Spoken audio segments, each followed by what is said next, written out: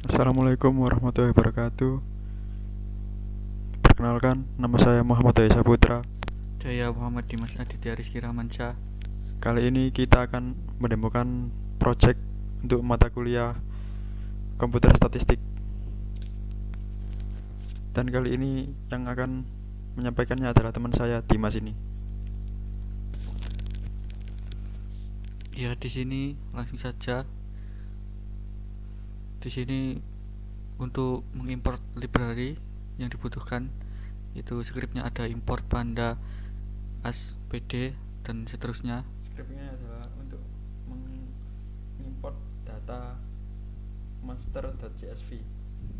Ya.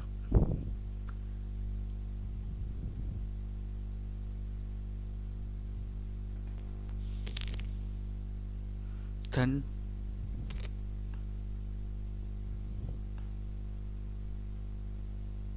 untuk menampilkan dan untuk mengambil 5 data pertama yaitu menggunakan script df.head, nanti akan muncul seperti ini.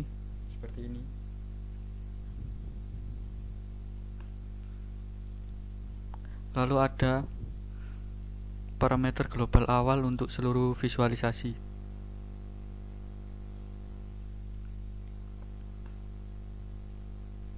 Visualisasi data, perbandingan kategori.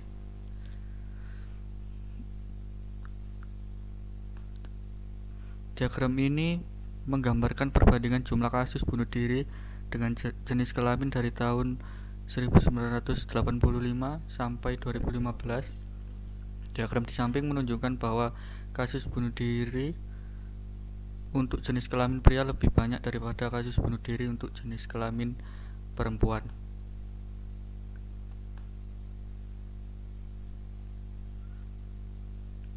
Selanjutnya, diagram ini menggambarkan perbandingan jumlah kasus dengan generasi dari tahun 1985 sampai 2015. Dari diagram tersebut dapat kita ketahui bahwa dari tahun 85 sampai 2015 jumlah kasus bunuh diri terbanyak terjadi pada generasi boomers dan yang paling kecil jumlahnya terjadi pada generasi Z.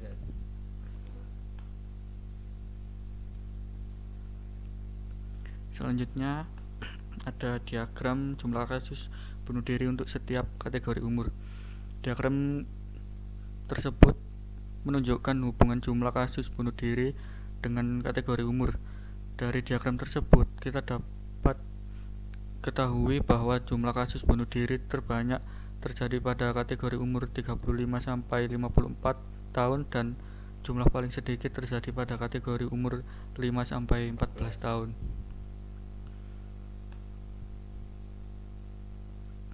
Selanjutnya ada diagram jumlah kasus bunuh diri pada tahun 85 sampai 2015. Diagram tersebut menunjukkan jumlah kasus bunuh diri dari tahun 85 sampai 2015. Diagram di samping menunjukkan bahwa dari tahun 85 sampai 2000-an jumlah kasus bunuh diri naik, dan dari tahun 2000-an sampai tahun 2015 jumlah kasus bunuh diri turun. Jika kita lihat jumlah kasus bunuh diri dari tahun 85 sampai 2015, maka jumlah kasus bunuh diri naik. Selanjutnya ada diagram jumlah kasus bunuh diri dan populasi negara Singapura per tahun. Ya, seperti itu. Seperti ini.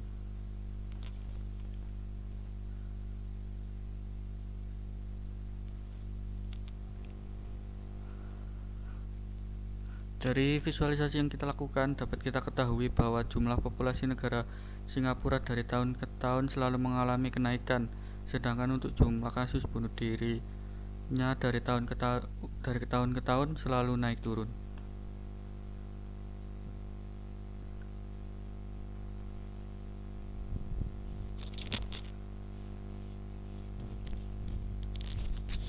Selanjutnya ada diagram pie chart. Banyaknya data untuk setiap generasi. Pie chart di bawah ini menunjukkan jumlah data untuk setiap generasi. Dari pie chart di bawah ini dapat kita ketahui bahwa generasi paling banyak yaitu generasi X dan yang paling sedikit adalah generasi Z.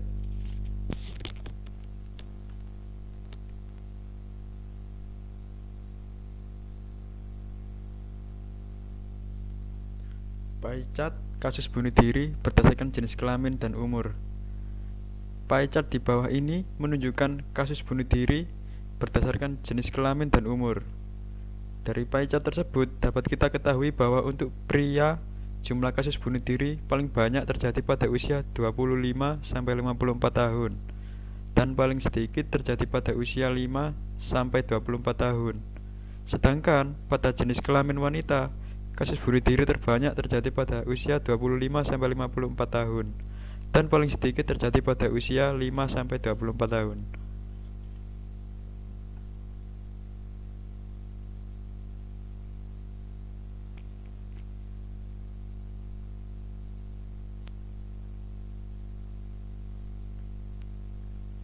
Selanjutnya ada diagram jumlah kasus bunuh diri terhadap populasi. Jumlah populasi berkorelasi cukup kuat dengan jumlah kasus bunuh diri 0,73. Namun, PDB per kapita tidak mempunyai korelasi dengan populasi dan jumlah kasus.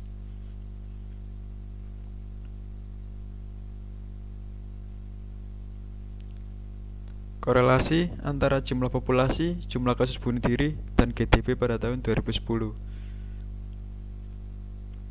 Nah, nampak seperti ini.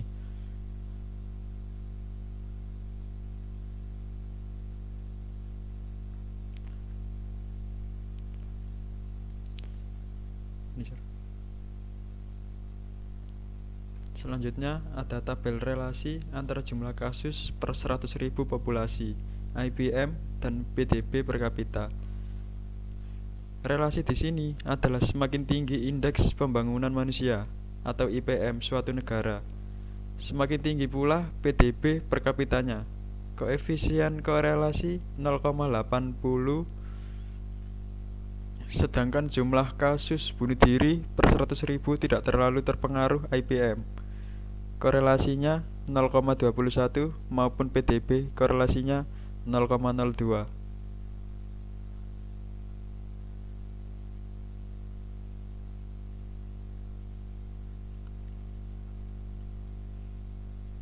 Dan yang terakhir ada heat map, korelasi kolom-kolom dengan tipe data numerik.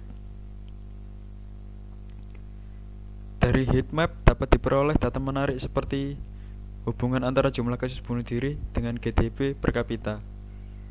Dari heat map dapat kita ketahui bahwa jumlah kasus bunuh diri tidak berkorelasi dengan nilai GDP per kapita suatu negara. Jadi dapat kita katakan tingkat kasus bunuh dirinya rendah ataupun tinggi. 2. Hubungan indeks pembangunan manusia HDI for year dengan jumlah kasus bunuh diri. Dari heat map dapat kita ketahui bahwa kasus bunuh diri tidak terlalu berkorelasi dengan indeks pembangunan manusia. Jadi, dapat kita katakan bahwa baik negara atau indeks pembangunan manusianya tinggi ataupun rendah tidak mempengaruhi jumlah kasus bunuh diri dari negara tersebut.